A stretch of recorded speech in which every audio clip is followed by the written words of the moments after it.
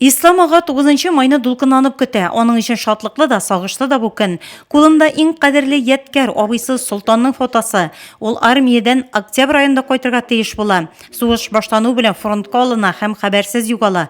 Ислам ага сугыш башланган көнне бүгенгедәй хәтерли. Сугыш башланганда миңа 13 тулган ие, 14-шегә киткән ием, 5 классны тәмамладым. Сугыш беткәндә 22 июньдә башланып китте. Бу көнне Сабан тойды Нурлатта. Сабан туйга килгән иек.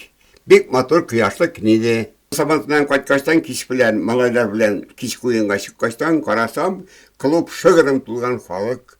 Нәрсә бу? Карасам, мәктәп директоры Хайров дигән кеше политический картаны элеп куйган. Клубта халык, клубка сыймый шыгырым тулган.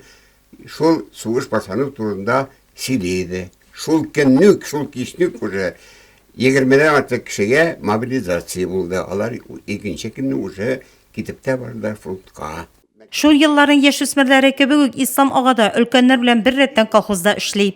Эшләргә халык ир-атлар калмады, кыз-хатыннар да, без бала-чагалар калдык эшләргә. Ва шуның белән сугыш елы авыр булды.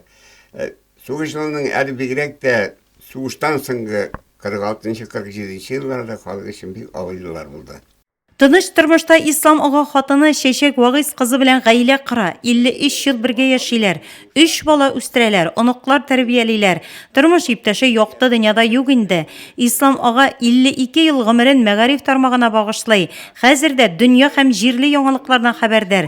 Нурлат телевидениесен карый, район газетасын электән үк яратып укый. Армиядә хезмәт иткәндә гаиләсендә посылкага һәр санын куеп җибәргәннәр. Әле 75 еллыгына да җиттем биттем.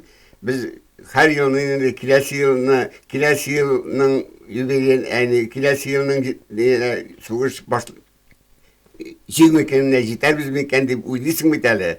Ama jitirge turu geldi 75 yıllığına da. Bu bir zor data indi. Zeki kalem nişek. Bir görüştük yarar. Atı kişiler zaman gittim alıp bulmadı seni. Әнә шулай көндә яшьтәшләренә шалтыратып хәлләрен белешә Ислам ага. Балачак елларын искә төшерү җиңел түгел. Шул чактагы кыенлыкларны кичергән аксакал дөньялар имин булсын диеп еш кабатлый.